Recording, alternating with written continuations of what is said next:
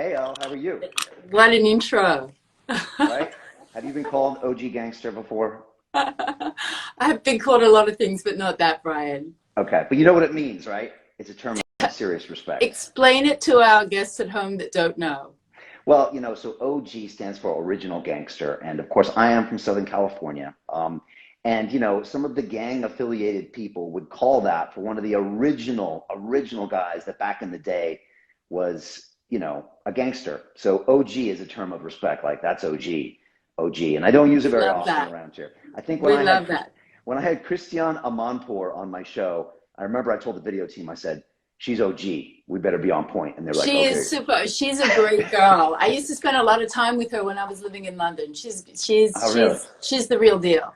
Well, so are you. So Thank welcome, you. welcome to OG status. I don't think I've Uh, been that nervous to do an IG live as today. My heart was like beating really fast. Isn't Come that on. strange? That is strange because you do these all the time. Like you're the queen of IG lives, right? Well, I don't know if I'm the queen, but it's true that during COVID, I started, but I discovered during COVID because you started doing these live platform conversations, and you were like a light, a shining bright light of sort of authority and alternatives. And I used to tune into you, and I still do, obviously, all the time, just to see what kind of interesting perspectives you were bringing to the forefront that were not being talked about in mainstream media, or in the mainstream narrative. And I saw you as somebody who believed in truth and freedom and courage and love. And so you were really somebody I discovered during that period of time with your IG lives. Yeah, and I remember you get messages from you, and I was just like, what is this? Is this Elle? And it was, and you were super supportive. And it was about a Yeah. year ago when we had our big fight with YouTube. We had our big struggle with censorship, Hmm. and the whole world got to watch us kind of go up against the big tough bully known as Alphabet, known as Google, known as YouTube, and Yeah.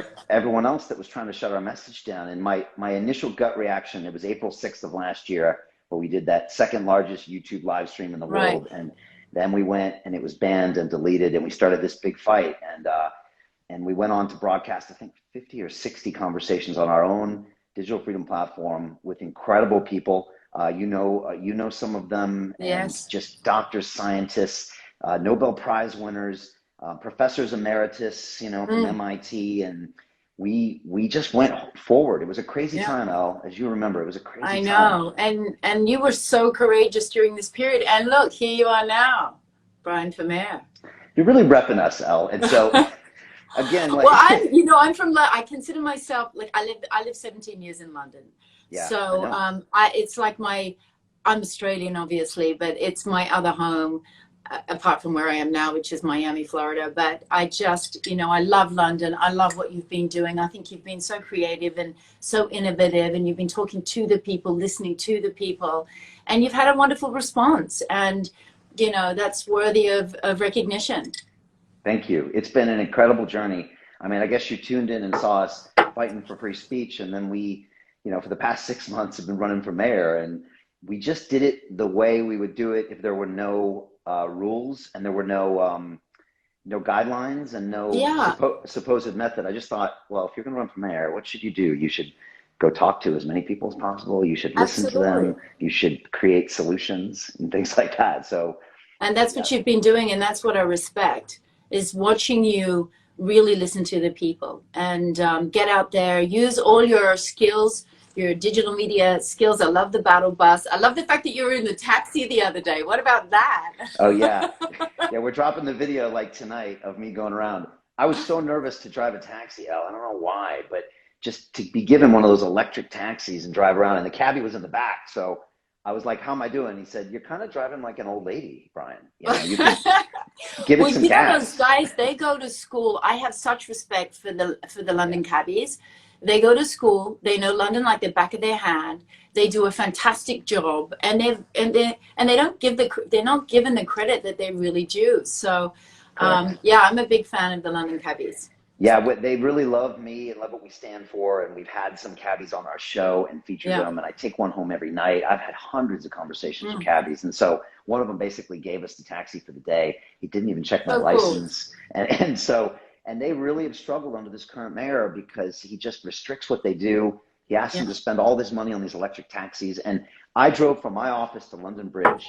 And Elle, it took me like 40 minutes. It was like, it would have been a 30-pound fare, and I could have walked there quicker. Right. And it's just because the mayor shut all these roads down, and everything is sold as like a green initiative, but it actually increases emissions and it frustrates them. And like you said, cabbies are like the bedrock of London, right? You They know that are.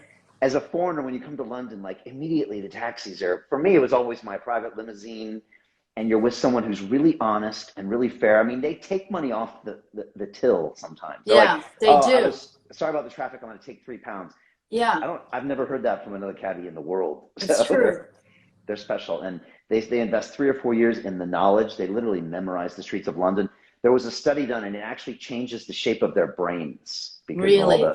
the study. It joins two cortexes or something weird. So yeah, And if it's Susie's out there watching, Susie's a London cabbie that I've just been watching over the oh, last few wow. years. She's a good friend. And yeah, so Susie, if you're watching, Big shout out. thumbs up. I love the cabbies, and it's also symbolic of what I think it needs change about this city, because we have to support the entrepreneurs and the small business Mm. people, because that's what gives us the culture. And so, I put a video out with my tailor. He's an incredible guy, John Kent. He's an East End geezer who's been doing it for 60 years. See, And I want to have one of his suits. oh my gosh, he's the I'm best. going to come for a fitting.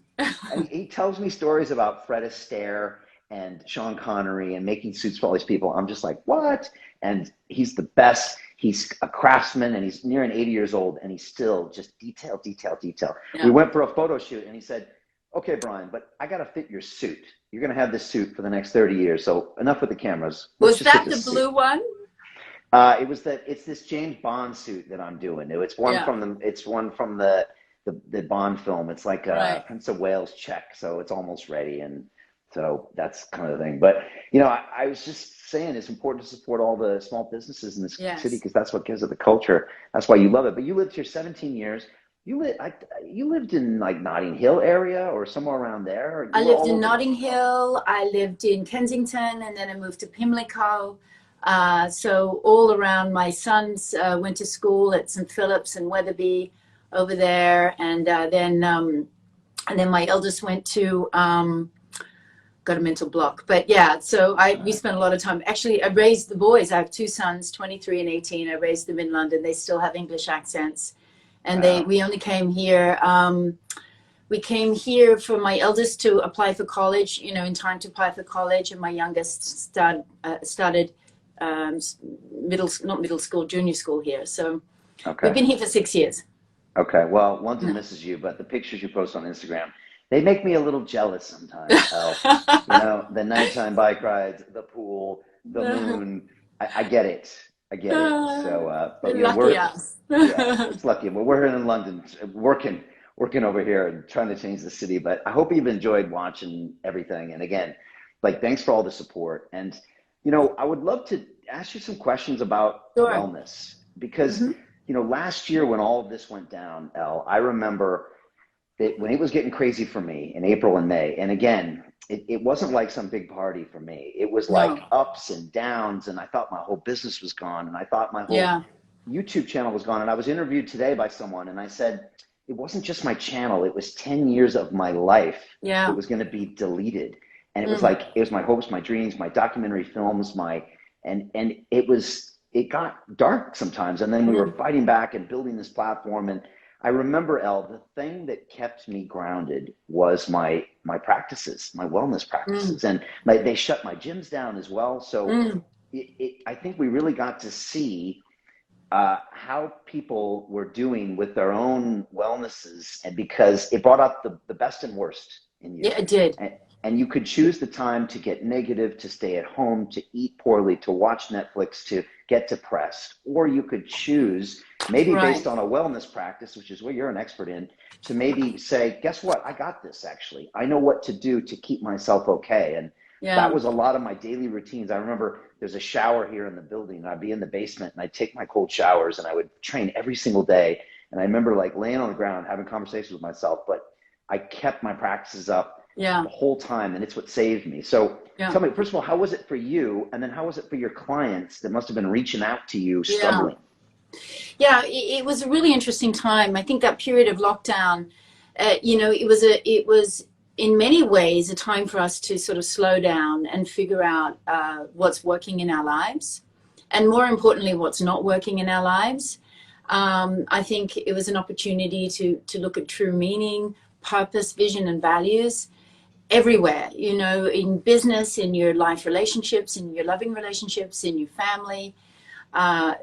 For me, I saw wonderful leaps and bounds with my children. My 18-year-old really went from being sort of a B student to becoming a really excellent student. He applied, he managed to do all his exams online, and he applied to the college he wanted to go to. He got into the university he wanted to, but Wow.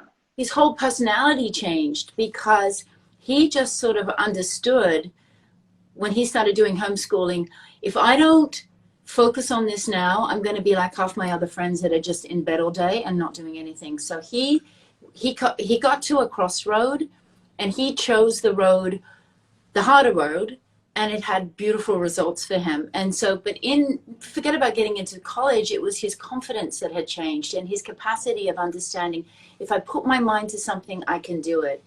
And then my eldest, he graduated. It was last May, but there was no graduation ceremony, but he got a job Right. straight out of school. And actually, he's got a graduation ceremony in 2 weeks, virtual one, but it's still a ceremony. But he got a job straight out of school. My dog Wow. was diagnosed with cancer. We went and did a completely natural protocol, and she healed from cancer. And then I adapted and evolved in business. I started to do, as we talked about earlier, doing things with these IG lives, which were very difficult for me in the beginning, because I come from the 80s and 90s where we do things in a very polished, produced way. And suddenly, Right. calling somebody and doing your own hair and makeup and doing your own light and having a cold call with somebody you'd never met, it was very raw and very real. And I love the authenticity to it, but it was so sort of foreign to me. But right from the beginning, I just said, if I don't jump in and have the courage to try to do new things, to communicate with people when they really need it, I'm going to be left behind. And I felt this real yearning to reach out to people who I thought were doing interesting things, like yourself, and also like our WellCo community. So, it has been a very interesting time, and I've grounded some of the practices that I had during COVID. And they still stick today. Things like, you were talking about, for me, it's prayer, meditation, finding balance, and which is really about being grounded. We talk about balance all the time, and I always think balance is such a strange word, because it's like you're perched on a ledge, whereas I want to be really like solid. And I do things, fresh air, movement, good nutrition, sunshine, love, laughter, those kind of things keep me really grounded during difficult times, and I can always revert to them. Yeah. And it's so true. And those, if you had read those things off to me, Elle, when I was 25, I would have rolled my eyes and I've been like, what are you Exactly. talking about? I mean, and again, when I have an academy and I teach my students some of this stuff. And even when I'm saying how important my gratitude practice is, they look at me like, are you really just like, I do mine on an app. Like, oh, really? 3 minutes on an app changes your day? And I'm like, yeah, over time it does actually. It Your does. meditation changes your day. Over time, it really does. And It really does. Well, it's that stillness, isn't it? I mean, yeah, Rumi said you can't see your reflection in running water. And if you can't see your reflection, you can't have self-awareness. And without self-awareness, you can't make changes that you want to make in your life, and you can't grow. And so it's so important to find that stillness. And it's not just, and to stillness, to listen to that inner sense. And it's not just during the meditation practice itself. That permeates all throughout your day, throughout your life, through the decisions that you make and the choices that you make. I can't underestimate it enough. And we can talk about it because, you know, I'm 56 now, 57, I'm nearly 60 now. I know the difference between having a stillness in my life and a practice that helps me find that, listen to that inner voice, and the difference with not having it. It's like night and day. Right. So And we both remember those times where we didn't have it, right? we certainly didn't have it. And gratitude, you talked about gratitude is really important. It's the beginning of our creation stream. I believe, you know, the more you have gratitude, the more you're grateful, the more you have grateful to be grateful for in your life. It's like it's the beginning of the creation stream. What you think and what you feel, you make real. And, you know, so you better be careful about what you're thinking about and what you're feeling, because that's what you will magnetize into your life. Yeah. And it's really extraordinary how powerful we are when we put our hearts into our daily practice. And I've been trying to find things to be grateful for in those really, really hard times. You know, when I'm getting raked across the coals by a British journalist, or, you know, the police are trying to arrest me for campaigning. And sometimes it's hard. Sometimes I don't get it the first time. But then if I push myself for a few minutes, I'm like, well, wait a second. You're alive. You got two legs. You're doing something purposeful. People believe in your message. And this is a small little thing that you're now making a big deal. Back in the day, I would have went and got, you know, a drink or 10 drinks to get over it. Or 20 in my case. Right? Okay. Spoken like an addict to an addict, a former addict to an addict. Yeah, that was my way of dealing with it, was to remove myself. But then the learning isn't there. And I think, so now I try to be with it and just be with it. And it goes away much quicker than you think. You know, I think back in the day, I thought I would need, you know, like all the drinks and it would take me.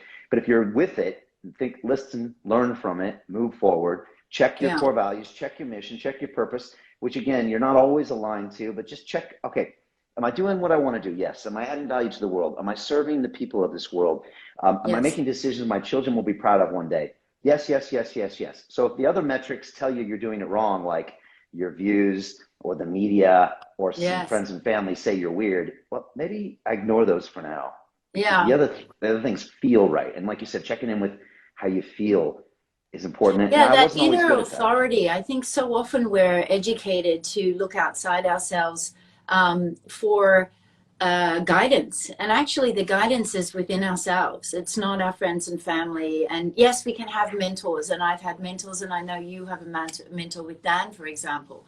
Yeah. I love your documentaries with him, by the way. Oh, thank you. But that, you know, checking in, that's why meditation, and, you know, for people that are watching, meditation doesn't have to be anything major. It's just taking that time to breathe and to listen to that inner sense. And it's, you know, people say it's an inner voice. It's not really a voice. It's like it's an inner urge, you know, an inner knowing of what is your next steps. And that is the true guidance. Your heart will never lead you astray.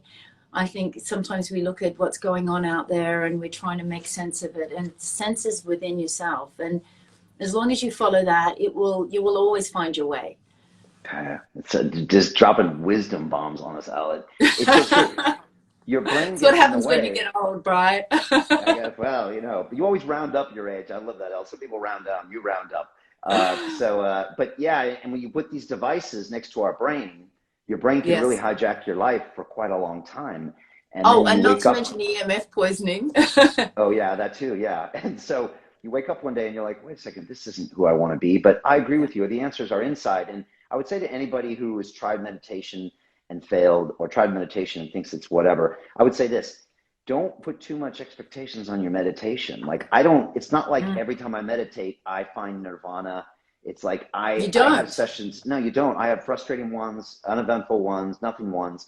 But over time, like you said, it sets you up in a space to where you can listen to your heart a bit more. And I think we all actually know the answers. It's in our heart. It's just our brain gets in the way. And so you need to find places where you can be quiet, find places where you can go to you know, get connected with other ideas. And, you know, like my mentor, Dan Pena, I used to compare him I used to call them Peña Asca compared to ayahuasca. And people are like, Yeah. why would you call this guy in a three-piece suit with a castle similar to a plant medicine you would drink in the Amazon? And I said, both make me look into myself and ask Yes. myself the hard questions and hold Yes. me accountable to myself. That's what they both Yes. do, actually.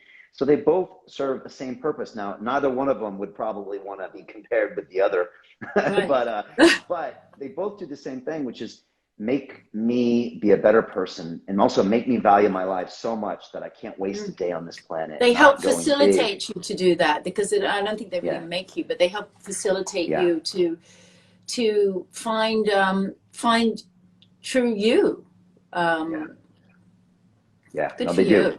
They do. I've been really blessed to have that. And it's funny, I teach a podcasting course, and I was with my students on Tuesday. I teach every Tuesday night, and I tell them, and they must look at me funny, but I said, trust me, if you continue broadcasting, and you do this too with your lives, if you continue putting out content and promoting, messages and searching, you're going to have this incredible life, because you're going to meet all these amazing people, and you're putting out good energy into the world. And like the story of my last 10 years is just, it's like a movie sometimes. I got to check myself and pinch myself, but it comes with kind of serving a work that had a greater purpose. A greater purpose. And when we find that greater purpose, it's where, well, first of all, I say to my children, if you find what you love and do what you love, you never work another day in your life. But purpose is everything. That great for the greater good, and that greater purpose. And that purpose doesn't have to be saving the world. It can be something very simple, but you align yourself with it because it's true to you. And I tell that to all the people that I talk to about young entrepreneurs. It's about finding that authenticity in the choices that they make in every area of their life, in their personal life and in their business life. And that's what creates kind of a strong foundation for a great business as well. Yeah, and people feel it. They feel when you're being congruent, and they feel when you're following your passion and purpose. Especially on video, you see it in about 14 seconds. It's amazing. You're like, oh yeah, I totally get that person. They're totally feeling it's an energy that comes from you. It is an energy. I'm telling you, 25-year-old Brian would have scoffed at the energy, but now I'm all in on the energy. So all right, Elle, I want to ask you a couple things. So part of my practice that would probably align with some of the things you teach people at Wellco is so I do meditation now in the morning. I actually now jump in the cold shower because I started doing that on a whim when the lockdown happened, because I think on a Wim Hof. Well, yeah. Oh man, you're killing me. Yeah. I mean, I had met with Wim and I had done the breathing exercises, but I think what happened is I took a shower in the building shower and I didn't have a towel because I wasn't at the gym and I forgot. And I said, I'm going to stand here while I dry off. And then I thought, well, I'm cold. Let me do some breathing. And I got into the whole thing. So now I do a cold shower. I do my meditation. I do my gratitude practice. I do my affirmations out loud while I walk down the street in front of everybody. I say it. I'm the next mayor of London. I am proud of all these things. Whatever, my sobriety, everything. I'm just saying it out loud. Then my physical practice is important. And then what I put in my body. And then doing something I'm purposeful for. I know it sounds like a crazy list. And then spending time with my family. Those are the things. If I can do those in a day, I feel like I can do this for the next 50 years. And that is a lot. It's affirmations in themselves are not valuable unless we take. It's not that they're not valuable. They're most valuable when we can take action. So I'm the next mayor of London. You are taking action towards being the next mayor of London. So for me, the best affirmation you can possibly have is actually your gratitude. That's where the creation stream comes. I'm grateful for my capacity to adapt to all circumstances. I'm grateful for my inner discipline, that the characteristics that I have that have helped me in my life grow and evolve. So affirmations, I think, for guys that are listening at home, it's that you don't create the life you want just by saying it. You have to actually action it as well, as Brian is doing. So for me, you know, look, nutrition is major for me. I discovered, I went on a wellness journey myself. I thought wellness was fitness back in the 90s, and it really wasn't. Right. It's just like you work out and you look good, and that was it. And, you know, one day I realized there was something more to it than that, a lot more to that. And I started looking at inflammation and cortisol levels and nutrition. And I realized that I needed to change some of the practices that I had in my life, because what I really realized is that beauty and fitness depends on inner wellness. And if you don't have inner wellness, you're not going to have beauty and you're not going to be fit. Wow. And so I started nourishing myself on a cellular level. And I saw these incredible, you know, this incredible difference in my attitude, my perspective, my sense of vitality, the way I look, the way I feel, and my capacity to really enjoy my life. And then here comes a greater purpose. When I found that solution to my own problem, I really realized that it wasn't just for me, it was for everybody. And being able to share that with other people and build a platform like we have at Wellco to create great products and share with people's information, that so that they can be in the driver's seat of their own wellness journey. Because I believe with wellness you can do anything. You can live the life that you want, but you have to be well. And we need to take responsibility for our well-being. We can't rely on pharmaceutical companies or the governments or your parents or anybody to do it for you. You have to do it for you. And when you do, you know, the benefits are just so broad and all-encompassing. So that for me, that's my jam. It's such an important lesson. I mean, and again, in a year where we were all concerned about our health, we rarely see our government saying, now it's time to be proactive about your health. And, you know, my health and well-being advisor is a guy, one of the gym owners up in Liverpool, that fought against the police to close his gym down. His name is Nick Whitcomb. Right. And he says, okay, they're giving half-price meals on McDonald's and the pubs are open, but the gyms are still closed. There's an eat out to help out program, but there's no workout to help out program. Yes. You know, everyone says protect the NHS. The best way to protect the NHS is to invest daily in your health and your well-being. Absolutely. And yet we wait until we're 70 and then we get the NHS to spend probably millions of pounds trying to save us. And so absolutely. And during this whole period, we didn't have people sort of saying, you know, it's really important that you look after your immune system. You know, because we don't want to have a sick community. We do want people to have the best chance they can to be well through this period. And I was actually quite surprised to see so little support for simply looking after your immune system as a method of fighting, you know, what we all know has been going on.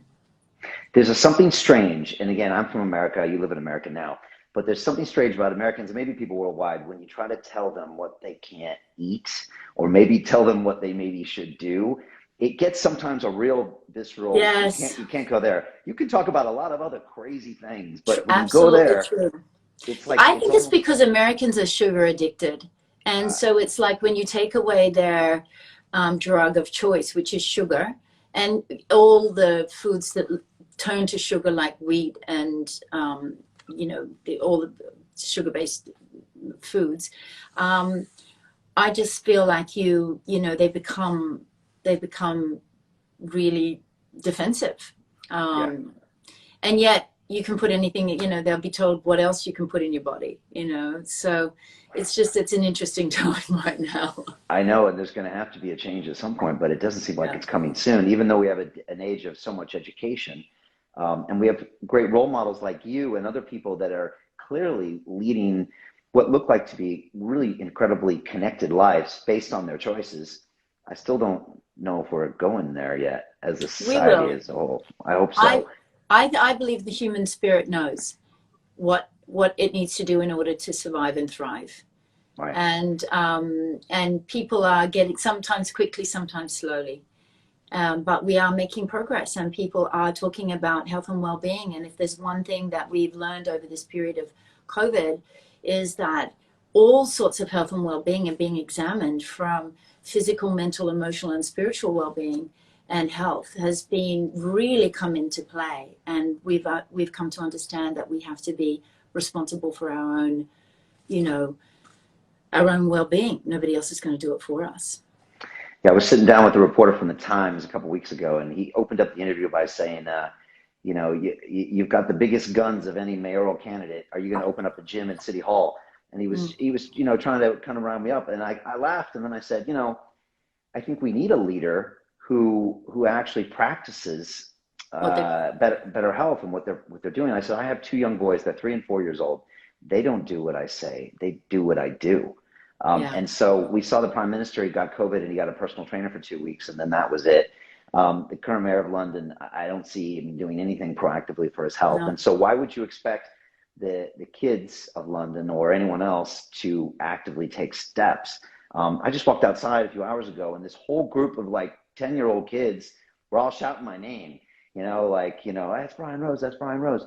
And it's like, when I become mayor, I want to use my platforms. And by the way, London Real is coming with me to City Hall. So we're just going to plug in with all of our subscribers and all of our channels. And I want to put out these messages, Elle. I want, you to talk to the citizens. I want Diamond Dallas Page to get everybody doing some yoga. I want Wim Hof to get everyone doing some breathing. And maybe David Goggins tell everybody they quit at 40%. But I think some of these ideas could be great for the city if people want to engage with them. But at least you have a leader that's doing it and talking about it. Imagine if London as a city adopted a few percentage of those practices. It would be the greatest city in the world right away. Well, you say, I want to, imagine if we had a leader that, practiced these things. Brian, you are a leader because you practice those things and because you're talking about it. That's the leadership in you. And that's why I believe that you'll be the best mayor of London in 10 days or 5 days or 7 days, whenever it is. Very, very well said, Elle. Elle, you are an extremely wise woman, and I really appreciate your insights. And, I was just thinking about it today before I came on. I mean, to be in the game the way you are, at the level you were, and to morph over the years from the modeling to the business to the movies. You acted in a lot of movies, Elle. It's just this incredible record. And I just thought to myself, and I know you've worked on yourself and improved over the years, but like you have to have some real mental focus to go through all of that stuff, because so many people could have been given those opportunities based on their genetics. I'm sure you saw it in the industry, and they threw it all away, right? They went down these routes and it was gone. And yet you've managed to kind of hold it together. How? That's that Aussie give it a go, gritty upbringing, and I'm so grateful for it. I truly believe it's my Australian roots, and I've got a God-given gift of discipline, which can be very positive sometimes and not so positive at other times. I mean, that kind of discipline can be really, we talked about this in one of our conversations, it can be really very pointy and very hard to live with. But if it's used correctly, it can be really grounding and really supportive. So, thanks for being Aussie. And your grandma was a big influence on you, right? Yeah, all my parents, my father was an entrepreneur. My mother was a nurse. She was she was 18 when she had me. Wow. She had 3 kids by the time she was 22. And she just adapted and evolved. And she was a wonderful guide for me. And so was my father, and so was my grandmother. I've been very blessed. I've had mentors throughout my life that have helped me remain grounded and find my true purpose, vision, and values. And I've wanted to, and of course, practicing a 12-step program really helps. It's like a roadmap to life. So, getting sober in 2003 was probably one of the biggest life-changing influences in my life, apart from starting Wellco in 2014 when I was 50, starting a new business, being a female-founded, pioneer in this space was not what I thought I was going to be doing. But those two things, as far as sort of recovery is concerned and becoming well, have been some of the biggest influences in my life. I really appreciate that you can talk about that too, because it's something all the headlines lead with. I mean, seriously, I kid you not. All the newspapers in the headline, it's breakdancing, ex-banker, ex-heroin addict. They just leave it that. It's all the things. It's like bam, bam, bam. You got it. I love the breakdancing, by the way. I'm always super impressed. Well, since I can't get a debate from the mayor, I'm working on a breakdancing contest. But I'm not holding my breath for either one. But definitely talking about this sobriety and struggles, I think is just important for people out there that sometimes feel alone. And again, I'm thankful every day and grateful that I have been able to choose to be sober, and it's a big deal for me. And it's something again, people like us that are highly disciplined and highly expectant of ourselves oftentimes don't give ourselves the credit we deserve, but I do give myself that every day. I'm like, Brian, you got over that. And you managed to stop the cycle for your children. I think that's the most important thing. Your children will know you as a sober man, and we can stop the cycle. Yeah, it's we're all powerful, aren't we? And so, all right, Elle, we're gonna have to continue this in the future on a proper full episode at some point. So you got to get to London, or I got to get to Florida, and we'll do this long form. Okay. But I'm looking forward to that. Okay, good. I know you're a little. Listen, Brian, I have one quick question for you. Yes. Okay, so you're going to be mayor in a few days. What's the first thing you're going to do? What's the first initiative you're going to put into place? What's the first significant change you would like to do? Well, I'm really excited about what we're calling our great celebration. So it's 31 days of street fairs and music festivals, bringing 20 million people into London for the whole month of August. And you were probably here for the Olympics in 2012. I don't know if you were around, but I was. We crushed it. It was an amazing time. And events are in London's DNA. Actually, back in 1851, they had the Great Expedition where they built the Crystal Palace in Hyde Park. And we were flexing, let's be honest. We were flexing big. And that event created actually a profit that created the V&A Museum and the Science Museum. So I want to do another big celebration. And I want to show the world that London is back in business. We're back mentally. We're back for business. And we're going to show off our fashion, our culture, our art, our music, our technology, our innovation. And I think we can move ahead of places like New York and LA, which are just in shambles right now. And the rest of Europe, which is going into a third lockdown. I think we can really show the world we're the greatest city in the world. And we're going to do it by action, not just by talking about it. So that's the big thing I got to plan. It's a few months away. But, the Brits are good at doing this, and we love a good party. And I think it would be a good, a full stop period to say, look, we had a tough year. Yeah. We learned, we were challenged, but now we're moving forward. And it's a very mental thing, I think, that now we're moving forward with solutions. And we know this is a part of life, and we're going to find solutions for the future. So that's my big thing. I also have promised I have to do some breakdancing on the City Hall steps. And a couple other things I promised to do. And I just want to also get out in the communities and just start having these conversations, and also hopefully start broadcasting some messages. And I want to bring everyone together. I watch what's happening in the States, and it looks like this massive division and almost kind of civil war type thing. And as you know, the UK sometimes is behind the US by about 5 years, in tech and sometimes some certain trends. And we're not there yet in London. I don't want to go there. I want to make sure we come together. And when I meet Londoners on the streets, and they're amazing people. They want the best for their kids. They want the best for they're so proud of their city, whether they've been here 1 year or 100 years. They love it. They're like, this is the greatest city in the world. It's giving me everything. So I just want to channel all that energy and go somewhere super positive. So you'll have to come. I'll be there. Well, if I'm not there physically, I'll be there in spirit. I'm really pleased. I'm so happy to have had this moment to speak with you. Congratulations on the amazing work you've been doing. I wish you the best of luck over the next few days, and it will stay in touch.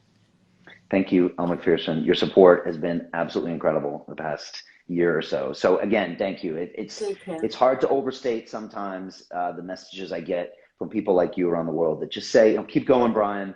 You've got this, Brian. We appreciate you. And like sometimes a few of those is what propels us forward. So again, your energy is massively appreciated and noticed, and thank you. And also what you're doing out there as a pioneer is amazing. You're changing the space and changing the global energy as well. So thank you, Elle. So much. Stay in the light, guys. All right, very good. There she is. Elle Macpherson, thanks so much. Take care. Thank you. All right, bye-bye. Bye.